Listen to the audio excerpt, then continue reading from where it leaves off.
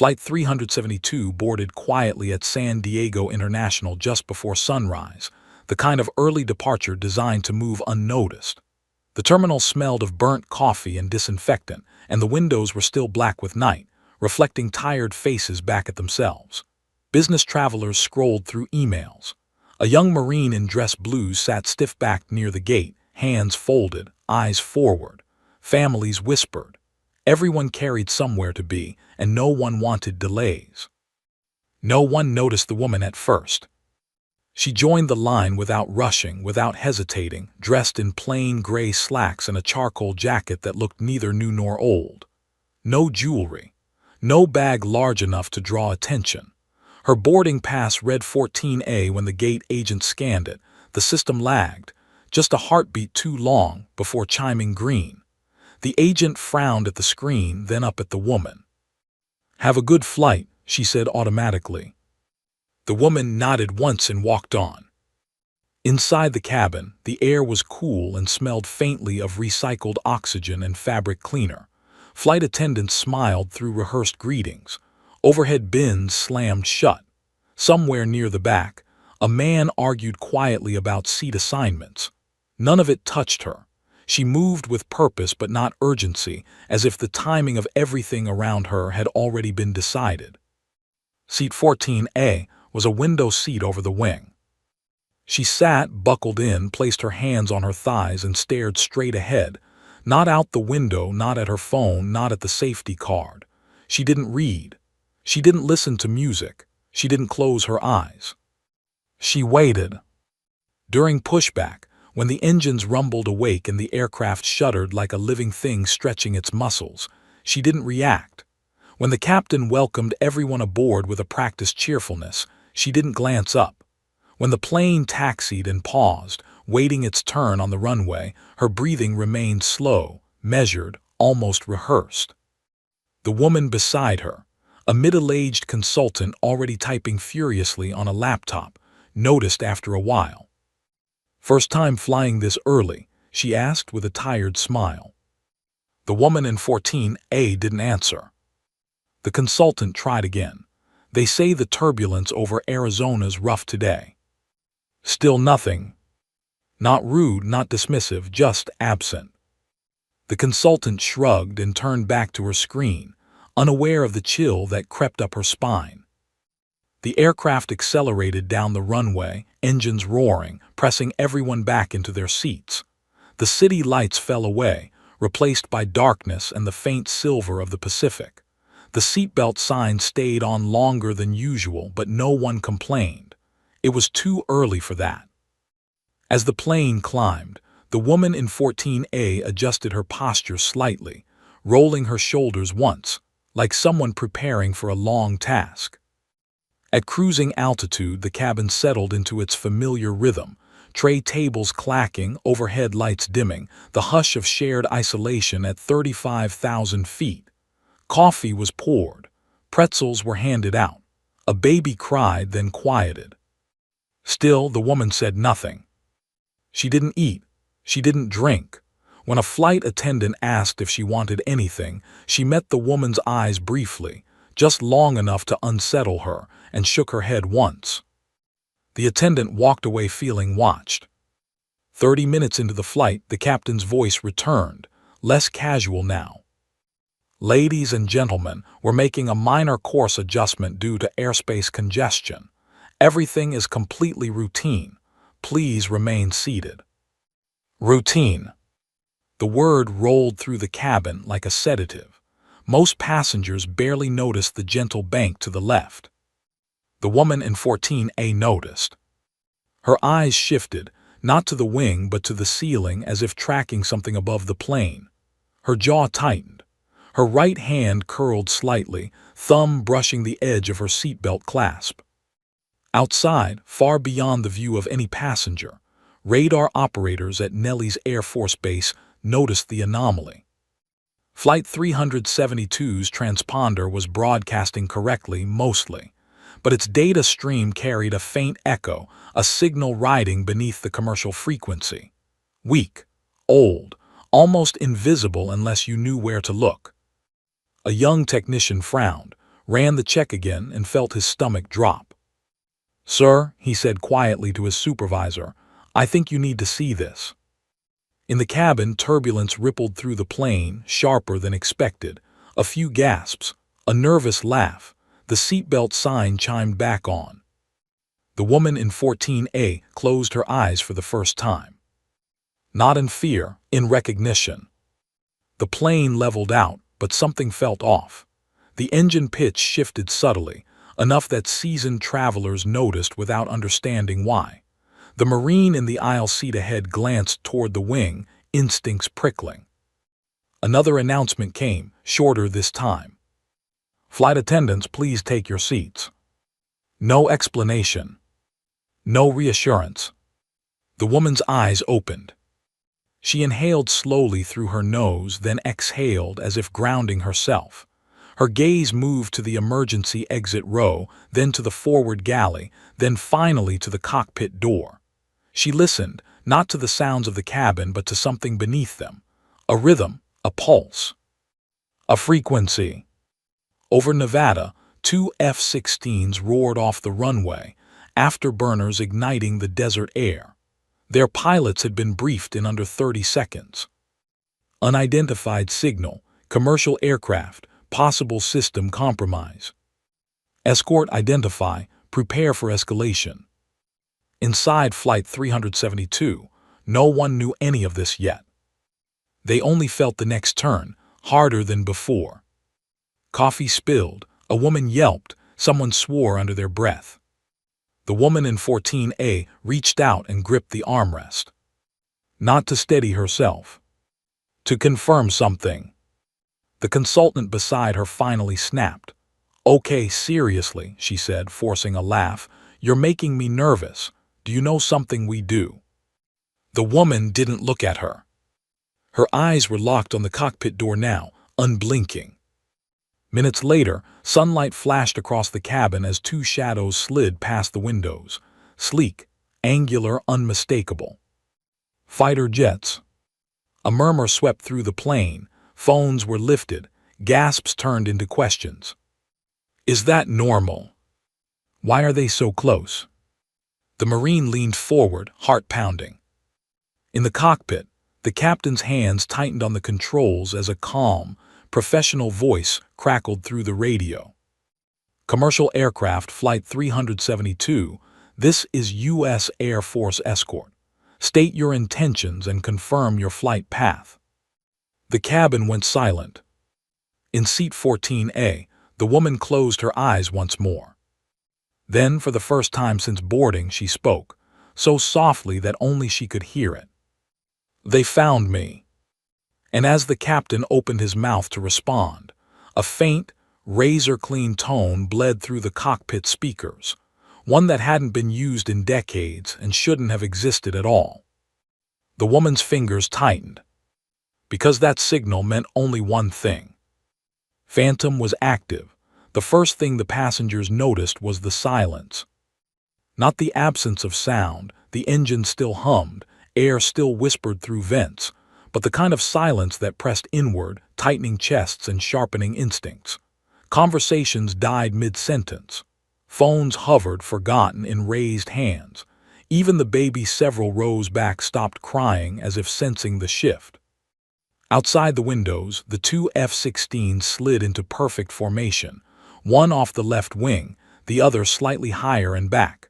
Close enough that their markings were clear. Close enough to feel intentional. Too close. The consultant beside the woman in 14A swallowed hard. "That's not normal, right?" No one answered her. Up front, the cockpit felt suddenly too small. The captain adjusted his headset, forcing his voice to remain steady as he responded. "U.S. Air Force escort, this is Flight 372. We are a scheduled commercial flight en route to Chicago, squawking assigned code, maintaining assigned altitude." There was a pause, longer than radio etiquette allowed.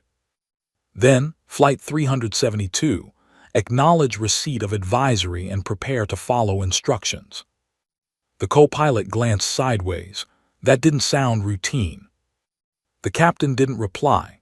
His eyes were on the instruments, on the navigation display that now showed a faint deviation, small enough to explain away, but persistent, like the plane was being gently nudged by an invisible hand.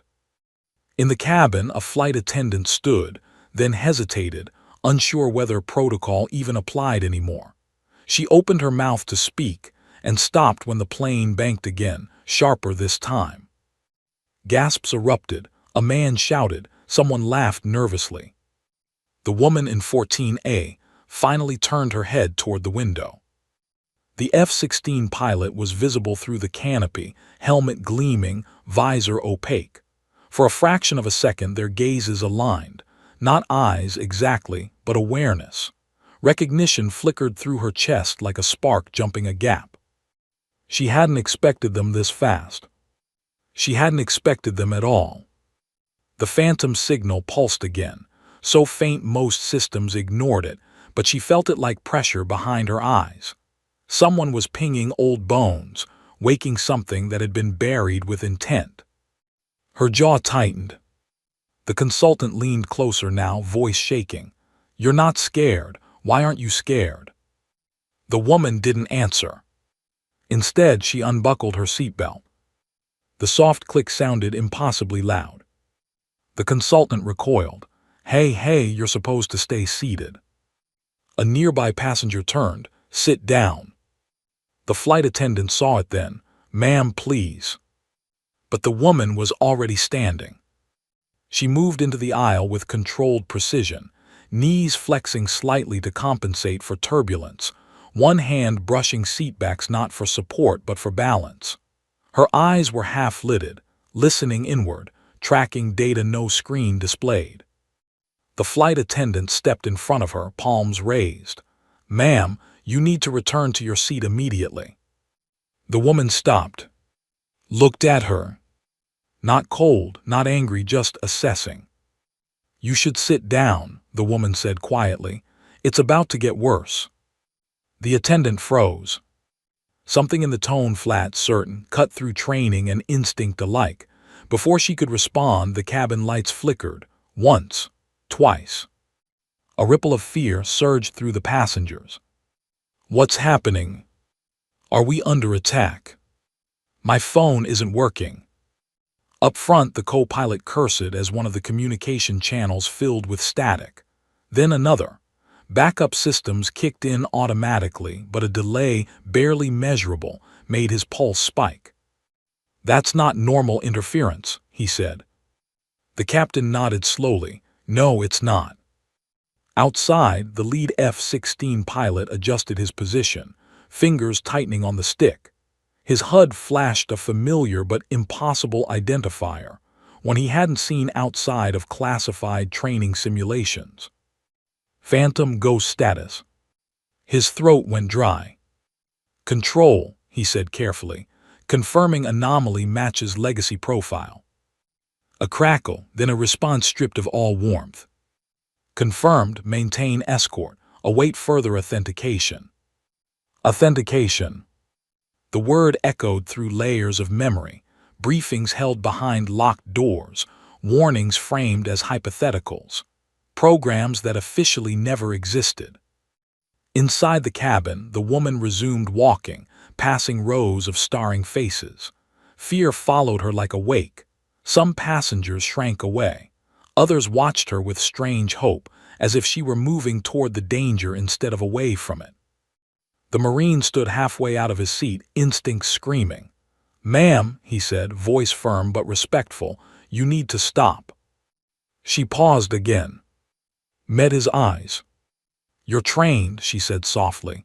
"You know when to stay put and when to clear the way." His breath caught. She hadn't asked, she hadn't ordered. But he stepped aside. She continued forward.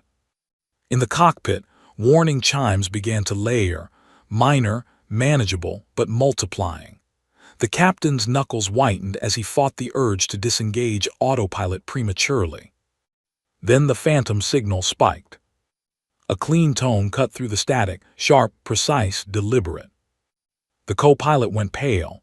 "That frequency isn't civilian." The captain's heart thudded. It's not military either.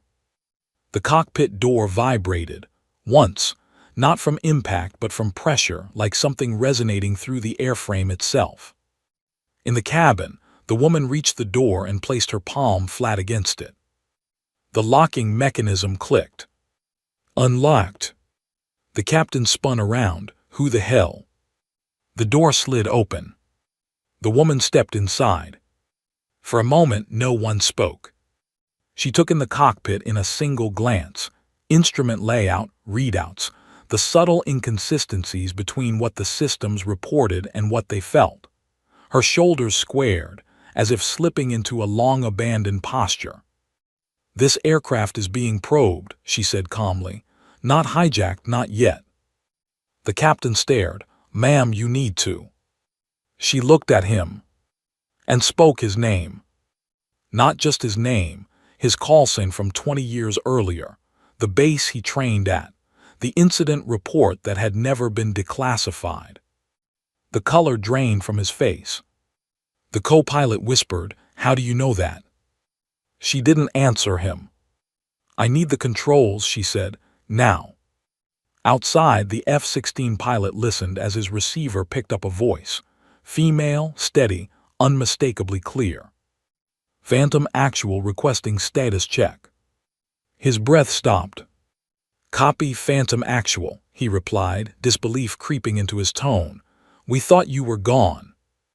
In the cabin, passengers felt the plane level slightly, as if responding to an unseen hand. The woman settled into the co-pilot's seat with practiced ease. And somewhere deep beneath layers of forgotten code, something old and dangerous finished waking up. The cockpit smelled of recycled air, coffee, and fear. The captain's hands hovered over the controls, stiff, almost trembling, as the woman slid into the co-pilot's seat like she'd been there 1,000 times before. Her movements were fluid, deliberate, each adjustment minimal yet precise, as if the plane itself expected her. Outside, the F-16s held formation, their engines a constant roar that seemed to sync with the plane's subtle vibrations. The lead pilot's visor reflected the sunlight in a harsh glare, but he didn't flinch. He could feel it, the same pulse the woman felt. Phantom wasn't just a call sign. Phantom was a presence, a signal, a ghost buried in decades of secret military frequency codes. The first tone came seconds later, sharp, deliberate, cutting cleanly through the cockpit speakers. It wasn't static. It wasn't interference. It was a pattern, a series of 3 short pulses followed by a long one. "Sir," the co-pilot whispered, that's not a civilian frequency, not even military standard. This is legacy." The captain swallowed. Legacy. He didn't want to know. The woman's eyes narrowed. She leaned forward slightly, listening, fingers hovering over the console like she could touch the signal out of the air. The tone repeated, unchanging. She pressed a palm briefly against the panel between them. Nothing happened, yet the cockpit seemed to hum under her touch, as if she were completing a circuit no one else could see. "Do you know this?" the captain asked cautiously. She didn't answer immediately. Her gaze slid to the radar display, then back to the captain, assessing, not him exactly, but his reactions. "It's a phantom signal," she said finally, voice low, steady. "It shouldn't exist, and yet it's alive." The co-pilot's jaw dropped. "Alive?" "Yes," she said. "Someone running an old program. It's probing, testing, watching." Her eyes met theirs both. "And it's looking for me." A tremor ran through the plane, subtle but undeniable. The cabin lights flickered. Passengers shifted, some murmuring. No one knew exactly why, but the unease spread like wildfire. Outside, the F-16 pilots felt it too. The lead pilot's hand hovered over the radio. He had been briefed for every kind of interception, but not this. A non-existent frequency tied to a program that was supposed to have been decommissioned decades ago. They had been told Phantom was gone, decommissioned, a memory. Yet here it was, breathing through the airwaves like smoke. "Control," the lead pilot said, voice low, almost reverent. "We're picking up the Phantom signal. It's active. I repeat, active." Static crackled in response. Acknowledged. Maintain formation. Stand by for verification. Inside the cockpit, the woman's hand hovered over the throttle. The plane shifted slightly, responding to subtle adjustments she made, though her movements were invisible to anyone watching. The captain watched her warily, heart hammering. You know how to manage this." She nodded slightly. "I am this." The co-pilot stared. "Excuse me." She glanced at him like he'd just spoken nonsense. "Phantom is me, and the signal is a beacon. Something old has been reactivated. They're testing protocols, looking for a response, and now they have it." The cockpit door rattled briefly, not from any external force but from the vibration of the signal itself. The co-pilot's hand instinctively moved to the sidearm tucked under his seat. He stopped. That was irrational. The plane was commercial, yet something deep inside told him it was. A warning tone chimed faintly on the radar, a blip moving in tandem with their course. Too precise, too deliberate, not a storm, not another aircraft, something else. She leaned back slightly, eyes narrowing. "They're close, closer than they should be, not the F-16s, someone else." The captain's stomach dropped. "Who?" Her voice was calm, too calm. "I don't know yet, but they're here." On the wing, the F-16 pilot adjusted his position, scanning the horizon. No sign of incoming threats, but his instruments were whispering secrets the human eye could never catch. The pulse in the radar matched the rhythm the woman described. In the cabin, the tension thickened. Passengers fidgeted. Phones were lifted again, cameras raised. Some whispered about terrorism, others about mechanical failure. Nobody realized the magnitude of what was happening. The plane itself was a target, not the passengers, not the cargo, the plane. The woman's hands danced over the controls in tiny, precise movements.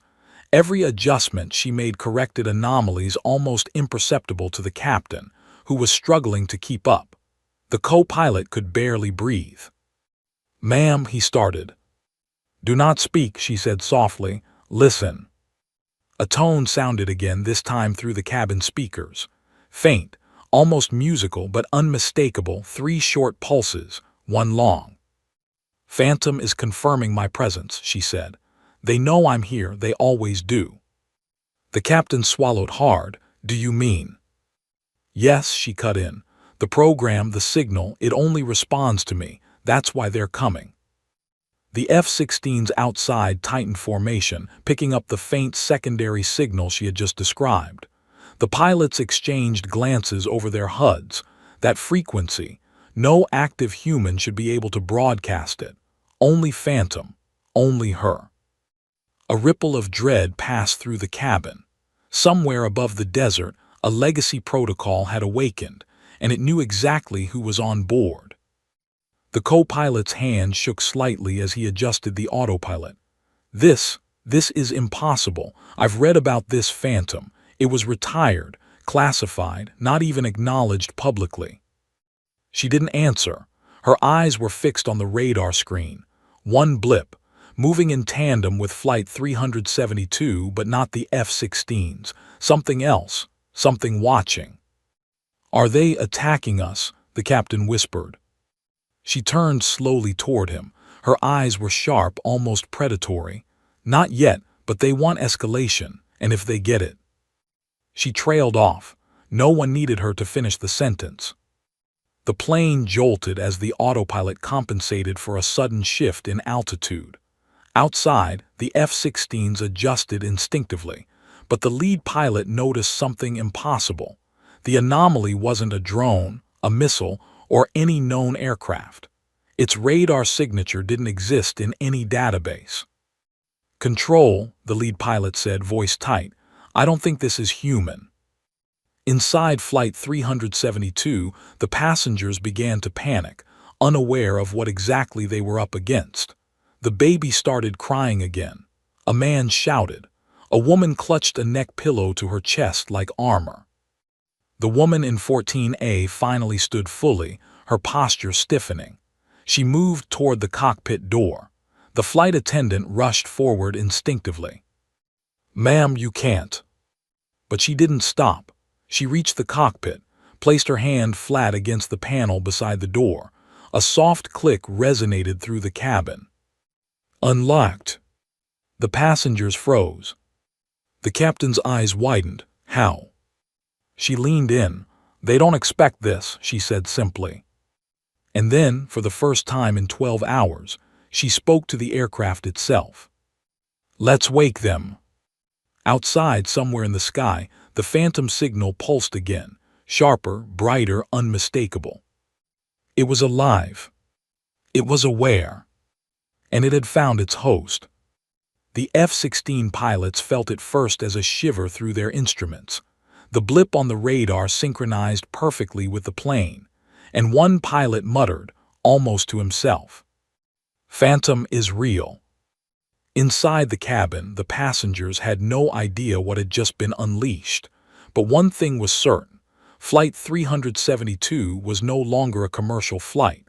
Not in the eyes of the sky, not in the eyes of the signal. And the woman in 14A, silent all flight, had finally begun to speak. The cockpit smelled of metal and ozone, engines humming low like a coiled beast.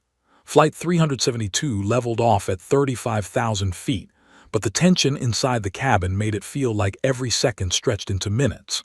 The woman in 14A, now firmly seated in the co-pilot's chair, sat upright, eyes scanning the instruments as though reading secrets no one else could see. The captain's hands trembled slightly on the yoke, knuckles white. She turned her head slowly toward him. "You need to listen carefully," she said. Her voice was calm, authoritative, carrying a weight that instantly silenced the minor panic in the cabin. I don't know what you do," she interrupted. "I know your file, Lieutenant Commander Hayes, every mission you've flown in the last 12 years, your security clearance, your last physical. I even know the incident report you were told to forget." Hayes froze, the color drained from his face. How do you?" She didn't answer. She just pressed a fingertip to the console, causing a subtle vibration that traveled through the plane. Instruments flickered. Overhead lights dimmed for a fraction of a second. It was a warning, subtle but unmistakable. "The Phantom program was buried," she said, her tone low, almost reverent. "Erased from the books, removed from logs, scrubbed from all official records. But they didn't know you could still trigger me, and they didn't know I could still respond." Hayes swallowed hard, staring at her. "They who?" She leaned back slightly, eyes narrowing. "The ones who wanted me gone, the ones who triggered the test, the ones who think they can control legacy systems from a desk in a classified office somewhere." The plane jolted slightly as the autopilot corrected a minute drift. Outside, the F-16s shifted formation, fingers tight on the triggers in case of escalation. I thought Phantom was decommissioned," Hayes said, voice shaky. "Completely shut down after Black Ridge. Officially, it never existed." "It never officially existed," she agreed. "But programs like mine never fully disappear. We adapt. We survive. And when someone probes, when someone tries to wake the ghost answers." A faint tone pulsed through the cockpit speakers. 3 short bursts, one long, clean, precise, immune to interference. "They're confirming me," she said softly. Her fingers hovered over the yoke as she made imperceptible adjustments. "And they know I'm here. This is not a drill." Hayes exhaled sharply. "So you're saying you're Phantom?" She didn't answer immediately. Her gaze swept the cabin, resting for a heartbeat on the passengers' anxious faces, then returned to him. "Yes," she said finally. "Phantom is not a plane, it's a person, a system, an operator, a failsafe designed to respond when commercial and military systems fail. And right now," she paused, voice tight with a weight she hadn't yet shared, "right now we are all failing their expectations." The co-pilot swallowed hard. "But why this flight? Why now?" She shook her head. "They wanted to see if the legacy protocols still worked, if the triggers I respond to are still functional. They never expected me to be on this plane, They never expected me to be alive. Hayes's mind reeled. Alive. Yes, she repeated. Phantom doesn't retire, you die first. The co-pilot blinked, struggling to process the calm certainty in her tone. You mean? She interrupted him, voice firm. If they escalate, Flight 372 becomes a message, not a test, a warning, and I will respond accordingly. Outside, the F-16 pilots watched the commercial aircraft as if it were suddenly alive. The lead pilot's HUD flickered. An unidentified signature had appeared, moving, subtle, intangible, something that shouldn't exist. Control, the lead pilot murmured, fingers tightening on the stick. That blip, it's not a plane, not a drone, not any active aircraft in our database. Static crackled in reply. Maintain escort, verification in progress. Inside the cabin, a ripple of fear moved through the passengers. Phones were raised again, some pressed to foreheads, others capturing images. Nobody understood what they were looking at, only that something had changed. The plane was no longer just a flight. It was a vessel moving through invisible danger. The woman glanced at the captain again. I need full access, she said. Her hands hovered over the controls. Systems override, manual inputs, autopilot adjustments. Hayes hesitated. Ma'am, we can't just. I am Phantom, she interrupted again. This is my protocol, trust me. He swallowed. His training, instincts, and fear warred in his mind. But the subtle shifts in the aircraft told him she was right. The plane itself seemed to respond under her hands, the instruments aligning, stabilizing, correcting anomalies that had been invisible to him until now. Then another pulse. The signal grew sharper, louder, but still only she could interpret its meaning. They're probing our defenses, she murmured. They're not attacking yet, but they're testing, and if they escalate, they will not warn us. The co-pilot swallowed hard. So what do we do? She glanced at him. We survive, that's all. Hayes's mind flashed to classified briefings he had long since tried to forget, the protocols, the drills, the what-if scenarios he had been briefed on but never seen executed. The name Phantom had always been theoretical. Now it was flesh and blood sitting beside him, and it knew him. He swallowed. Why me? Her eyes softened for a fraction of a second. Because you were always part of this. You triggered me. The protocols recognized your authority, your clearance, your history. I respond to you. And now they will too. The cockpit door rattled. Not a mechanical failure, but a vibration synchronized with the pulsing signal. Hayes flinched. The co-pilot tensed. The woman leaned slightly forward, pressing a hand against the control panel. They're here, she said quietly. Outside, the lead F-16 pilot's HUD highlighted an anomaly. Something moving in tandem with Flight 372, mimicking its movements subtly, almost like a shadow. They're not human, the pilot whispered. Inside the cabin, passengers murmured, eyes glued to the windows. Something about the tension in the air made everyone instinctively aware that this flight was no longer ordinary. The woman's hand hovered over the throttle. Her eyes flicked to the radar, then to Hayes, then back to the instruments. I need to take control fully, she said. It's the only way to protect this plane. Hayes's chest tightened. Ma'am, you're not a civilian, you can't just. I am Phantom, she said, voice cold and final. And Flight 372 is my responsibility. The plane shuddered again. A pulse through the airframe, almost imperceptible, resonated through every seat back. The F-16s shifted. The anomaly blipped, mimicking their course. Hayes swallowed again. He understood now. She wasn't just controlling the plane. She was interacting with the signal, with the system, with something older than anyone alive in the room. The co-pilot whispered under his breath, trembling. What are we dealing with? The woman leaned back slightly, eyes scanning both the instruments and the sky outside. Something that shouldn't exist, something legacy, something dangerous, something they thought was gone forever. And then, just as the cabin seemed to exhale collectively, she pressed her hand flat against the yoke. "Let's wake them," she said softly. A second later, a new tone cut through the cockpit speakers, sharper, brighter, a pattern repeating perfectly. The F-16 pilots outside saw it instantly, a subtle distortion, like a ripple through the sky itself. "Phantom, it's real," one murmured, barely audible. And inside Flight 372, the passengers didn't know that their flight had just crossed a line from ordinary into the extraordinary. Because now the game had truly begun. The cabin of Flight 372 was tense but eerily quiet, each passenger sensing something beyond their comprehension. The hum of the engines no longer felt ordinary. Every vibration through the fuselage was a message, subtle, calculated, almost alive. The woman in 14A, now fully in the co-pilot seat, did not speak, but the way her fingers hovered over the controls made it clear. She was not a passenger, and this was no routine flight. The captain glanced at her, heart hammering. "Ma'am, we're still on schedule, right?" he asked nervously, though the words sounded absurd even to him. She didn't respond immediately.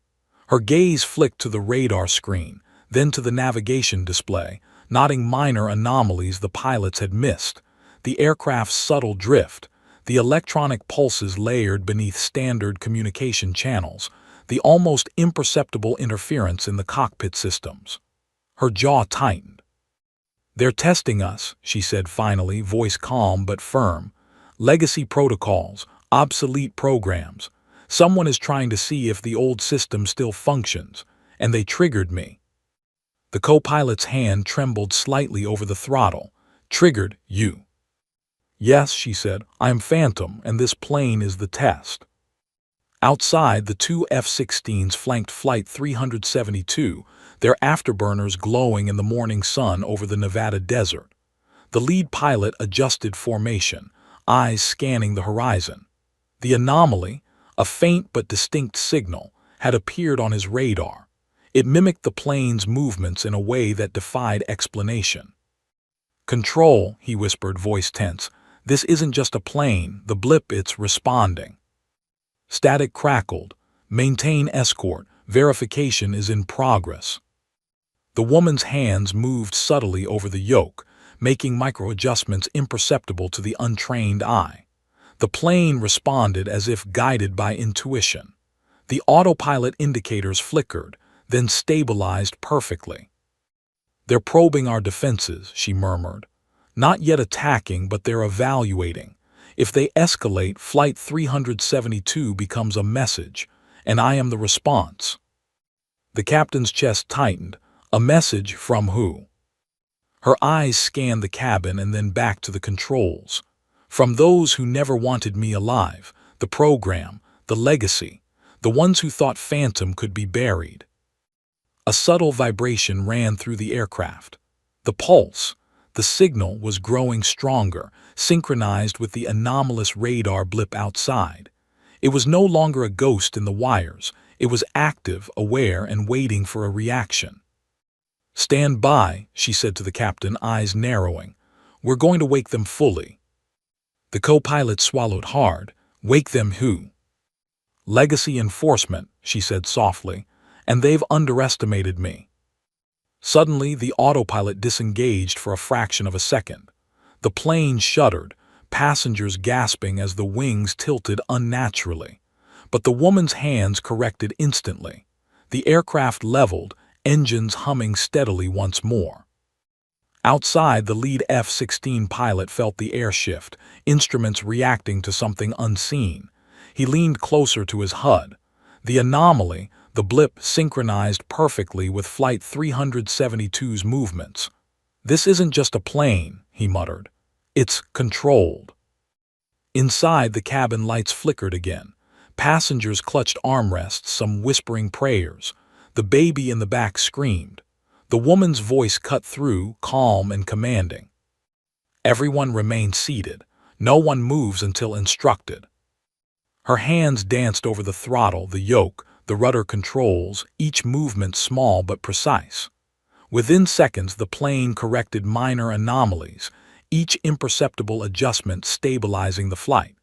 She wasn't just controlling the plane, she was communicating with the signal itself, coaxing it, managing it, asserting dominance over it. The F-16 pilots outside were silent, watching the impossible unfold.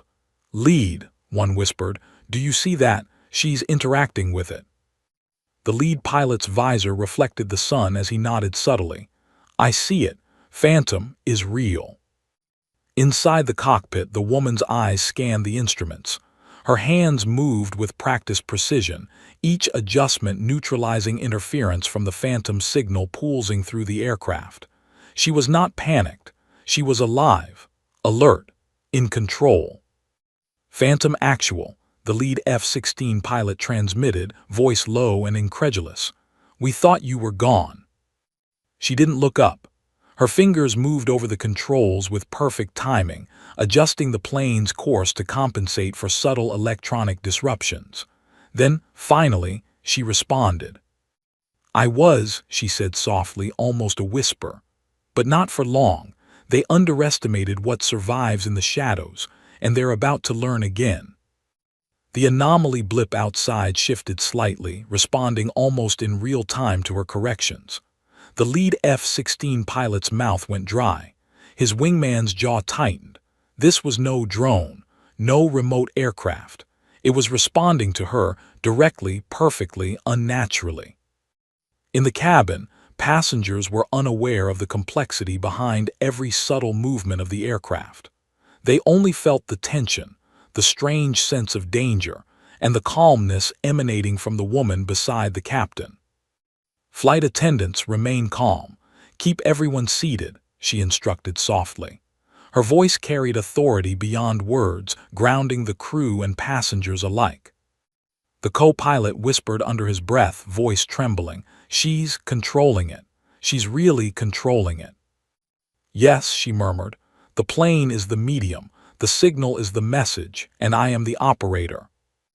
The aircraft jolted slightly again, a minor turbulence that none of the instruments could fully explain.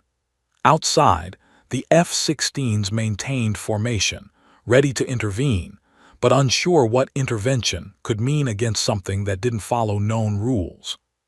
She leaned back slightly, scanning the radar and navigation systems with a calculated eye. Her lips pressed together, thinking, calculating. Then she spoke, voice calm but firm. "They're not human, not fully, not anymore. The system they've activated, it thinks in legacy code, not logic. It will escalate if we show weakness." The captain's voice shook. "We were under attack." "No," she corrected. "Not yet. They are testing me, evaluating. But if I fail, Flight 372 is collateral, and the signal it learns from mistakes." A faint pulse ran through the plane again, synchronized with the mysterious blip outside. The co-pilot noticed it on the backup instruments, too subtle to recognize at first, but undeniable once observed. "They're watching," she said simply, "and they will continue until I respond fully." Her hands moved with machine-like precision over the yoke and throttles. Micro-adjustments, subtle control inputs, rapid sequences of corrections that stabilized every anomaly. Flight 372 leveled perfectly despite the unseen disturbances. The F-16 pilots were speechless. She's doing it," one whispered. "She's controlling it." "Phantom is awake," the lead pilot said, voice low, reverent. "We're witnessing an operational ghost." The woman glanced at Hayes, her expression unreadable. "This is only the beginning," she said quietly. Suddenly, the autopilot flashed red momentarily, a minor warning but enough to make the captain flinch. She reacted instantly, adjusting the yoke, throttles, and rudder simultaneously, and the warning cleared. "Did you see that?" Hayes whispered. "Yes," she replied, almost distractedly. "They wanted to test my reflexes, to see if I was truly active. Now they know Phantom survives." Outside, the blip moved again, synchronizing perfectly with Flight 372's path. It wasn't just following. They were in a high-stakes dance, two entities communicating without words, exchanging commands and responses in ways no human could fully understand. In the cabin, a child clutched a stuffed animal. The mother's hands shook. Nobody knew what was happening, but everyone could feel it, something extraordinary, dangerous, and alive. The woman's fingers tightened on the controls. "We are not done," she said. "The phantom has awakened, and now they will see the consequences of misjudging it." Outside, the F-16 pilots exchanged uneasy glances. The signal had not only been acknowledged, it had been mastered. And inside Flight 372, a silent woman, now the most powerful entity in the sky, was finally in full control. The Nevada desert stretched endlessly beneath Flight 372, a quilt of rust-colored earth and dry riverbeds glowing under the rising sun. At 35,000 feet, the world below looked calm, indifferent. Inside the aircraft, nothing felt calm at all. The woman, Phantom, sat motionless now, hands resting lightly on the controls, eyes fixed forward. The systems had stabilized, but the signal hadn't disappeared. It lingered, patient, intelligent, watching. Captain Hayes finally broke the silence. His voice was low, careful, like one wrong word might shatter whatever fragile balance she had created. "You said they're not human," he said. "Not fully. What does that mean?" She exhaled slowly. For the first time since entering the cockpit, her expression changed, not fear but something heavier, memory. "The Phantom program wasn't just aviation," she said. "It was adaptation. When autonomous systems started outperforming pilots, command worried about one thing they couldn't code: judgment under moral pressure. So they tried to build a bridge.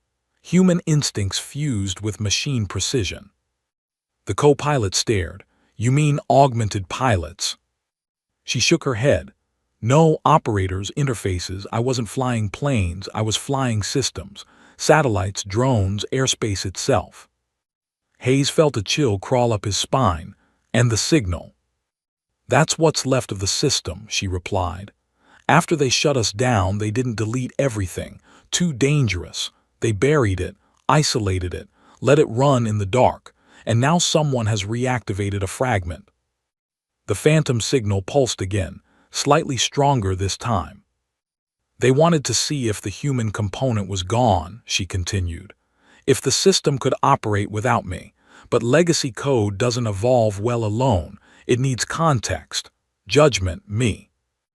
Outside, the F-16s adjusted formation as the commercial jet drifted toward restricted airspace. Warning markers lit up across the pilots' HUDs. "Flight 372 is approaching classified boundary," the lead pilot said into his mic. "We need instructions." The response from command came after a pause that was just a second too long. "Maintain escort. Do not engage. Await further authorization." Inside the cockpit, Phantom heard the hesitation beneath the words. "They're scared," she said quietly. "Good." Hayes frowned. "Good." "Yes," she said. "Fear makes them cautious, and caution keeps this plane alive." The co-pilot glanced at the navigation display. "If we cross into restricted airspace." "They'll have to choose," Phantom finished. "Break protocol or escalate." The cabin shuddered as the aircraft adjusted altitude slightly on its own. No input from the pilots. Hayes stiffened. "That wasn't us." Phantom's fingers lifted from the controls. "That was the system. It's asserting influence." A warning tone chimed, soft, almost polite. The signal had begun negotiating. In the cabin, flight attendants moved through the aisle, voices calm but tight, reminding passengers to remain seated. Phones were still raised, though signals dropped in and out. Some passengers cried quietly. Others stared out the windows at the fighter jets packing them like silent predators. A retired engineer near the wing leaned closer to the glass. "Those jets aren't escorting us," he murmured to his wife. "They're guarding us." Back in the cockpit, Phantom leaned forward again, eyes narrowing. "They're pushing," she said, trying to see how much control they have. The co-pilot swallowed. Can they take the plane? She shook her head. Not without me, but they can destabilize, force mistakes, panic. Hayes clenched his jaw. Then what's the plan? For a moment, she didn't answer. Then she did something unexpected. She removed her hands from the controls completely. The aircraft held steady. The signal pulsed, confused now uncertain. I'm showing them restraint, she said, teaching it that escalation isn't rewarded. Outside the anomaly on the F-16s, radar faltered, its perfect synchronization slipping for the first time. The lead pilot noticed immediately. Control, he said, surprised. The anomaly is degrading. Static crackled. Explain. Phantom is disengaging, he said slowly, but the aircraft remains stable. In the cockpit, Hayes stared at her. You're letting it think you're vulnerable. She nodded. Every system tests weakness. It's how they learn. The signal surged sharp, aggressive. The plane dropped 50 feet in a heartbeat. Screams erupted in the cabin. Oxygen masks fell halfway, then stopped. Hayes grabbed the yoke instinctively, but Phantom was already moving. Her hands snapped back into place, fingers flying. She didn't fight the system. She flowed with it, redirecting energy, rerouting authority, pulling control back not by force, but by permission. Easy, she murmured, easy. The aircraft leveled. The signal stuttered. Outside, the F-16 pilots watched the commercial jet recover with impossible smoothness. No civilian pilot could do that, one muttered. Because she's not flying the plane, the lead pilot replied. She's flying the airspace. Inside, Phantom's breathing slowed. That was their escalation, she said, and their mistake. Hayes felt his heart pounding. Why? Because now, she said, eyes hard, I'm authorized. The co-pilot frowned. Authorized by who? She met his gaze. By the system itself. She reached up and toggled a switch that wasn't labeled on any public diagram. The cockpit lights dimmed. A new display bloomed across the center console, minimalist, stark, unmistakably non-commercial. Phantom interface active. Hayes sucked in a breath. That shouldn't exist. It doesn't, she said, officially. The signal changed instantly, its pulses slowing, aligning, syncing. She spoke not into the radio, but into the air. Legacy node, she said calmly, identify. For a terrifying second, nothing happened. Then a response, textual, visual, unmistakable. Node status, degraded. Human interface, confirmed. Authority accepted. The co-pilot whispered, my God. Phantom didn't smile. You were alone too long, she said softly, almost kindly. That's why you're unstable. The signal softened. Outside, the anomaly faded from radar entirely. The F-16 pilots exhaled in unison. Control, the lead pilot said, awe in his voice. The anomaly is gone. I repeat, gone. Static then, copy, maintain escort. Inside the cabin, the screaming subsided. Passengers looked around, confused, shaken, but alive. Oxygen masks retracted. The engines hummed steady once more. Hayes slumped slightly in his seat. Is it over? Phantom's eyes stayed on the interface. No, she said, now it's listening. She closed the interface with a flick of her finger. The cockpit returned to normal, too normal. They know I'm still here, she continued, and now they know they can't control me without consequences. The co-pilot hesitated. What happens when we land? A shadow crossed her face. That's when the real decisions start, she said. Outside, the desert gave way to distant mountains as Flight 372 adjusted course, away from restricted airspace, back toward civilian skies.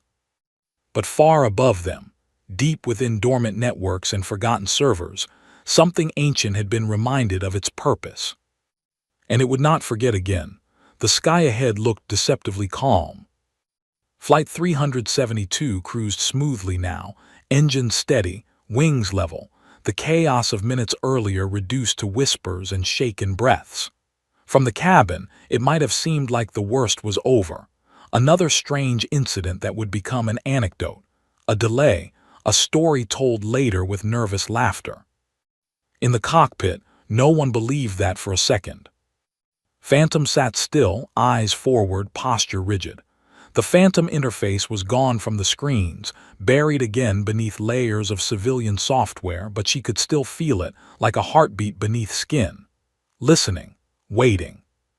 Captain Hayes flexed his hand slowly, grounding himself. "Command just rerouted us," he said, reading the update. "They want us to divert south before resuming course, says it's weather-related." Phantom's lips pressed into a thin line. "That's a lie," she said calmly. The co-pilot glanced at her. "Then what is it?" "They're buying time," she replied, trying to decide how much they're willing to admit. Outside, the F-16s adjusted again, drifting slightly farther out, no longer aggressive, no longer defensive, watchful. The lead pilot felt the shift in posture from command as clearly as if it had been spoken aloud. They don't know what to do with her, he thought.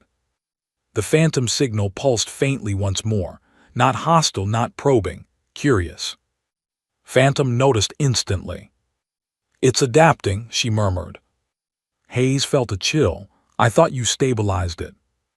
"I did," she said, "but stabilization isn't silence, it's attention." The cabin intercom chimed softly as the lead flight attendant called the cockpit. Her voice was professional, but the strain imagined itself between words. "Captain, passengers are asking questions. Phones aren't connecting properly, and people are filming the jets." Hayes exhaled. "Tell them we encountered a navigation anomaly. Everything's under control." Phantom added quietly, "Tell them we're safe. That part is true." The call ended. For a long moment, only the engine spoke. Then the Phantom signal surged, stronger than before. Not violent. Demanding. The plane shuddered once, not enough to alarm passengers, but enough to register in every instrument at once. Hayes stiffened. "That wasn't turbulence." "No," Phantom said, "that was a question." The co-pilot frowned. "A question?" "Yes," she said, "it's asking who's in charge." Outside, the lead F-16 pilot saw the commercial jet dip, then stabilize instantly. His HUD flickered with an advisory warning. No threat, but no explanation either. "Control," he said, voice tight. "We're seeing system fluctuations again." The reply came immediately this time. Too immediate. "Maintain position. Do not engage. If Phantom escalates, you are authorized to intervene." Authorized. The word sat heavy in his chest. Intervene how? He wondered, against what? Inside the cockpit, Phantom's jaw tightened. "They've issued a conditional override," she said flatly. "They're giving the jets permission to act if they decide I'm the threat." Hayes stared at her. "Are you?" She didn't answer right away. The Phantom signal pulsed again, longer this time, resonating through the airframe like a deep breath. "I could be," she said finally, "if I choose to be." The co-pilot's mouth went dry. "Choose." Phantom turned to face them fully for the first time. There was no menace in her eyes, only resolve. "The system recognizes me as authority," she said. "If I assert full control, I can lock this airspace down, override escorts, shut out command, fly this plane wherever I want." Hayes felt his pulse spike. "You could hijack us." "Yes," she said simply, "and no one could stop me without catastrophic escalation." Silence swallowed the cockpit. "And the other option?" Hayes asked quietly. Phantom looked forward again, out through the glass, toward the vast openness of the desert sky. "I release control," she said. "Fully, permanently, I disappear again. The system reverts to autonomous fragments, unstable but obedient. They'll bury it deeper this time, and they'll hunt for me." The signal pulsed, agitated now, as if reacting to her thoughts.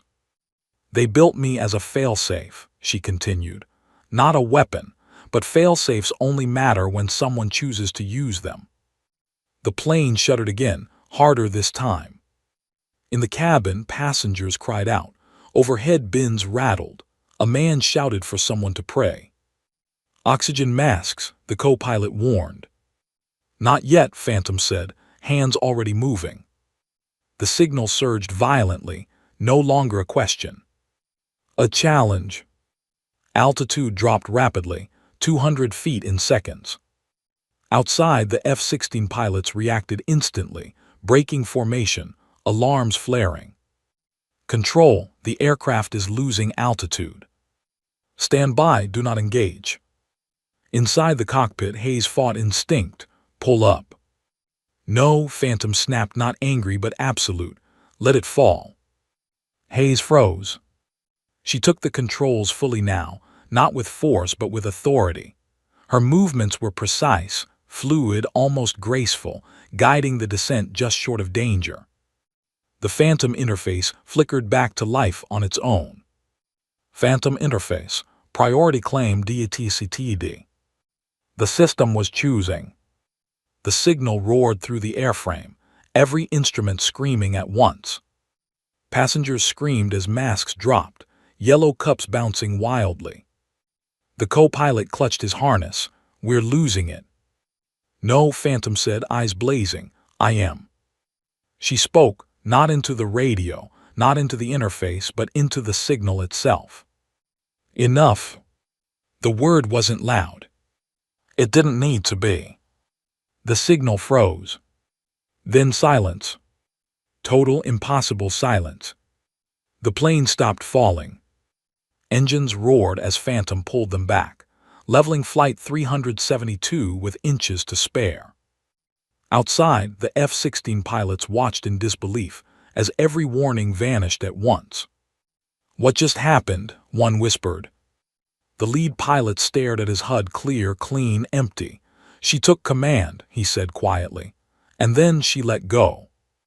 Inside the cockpit, Phantom's hands shook for the first time. The Phantom interface faded, dissolving back into nothing.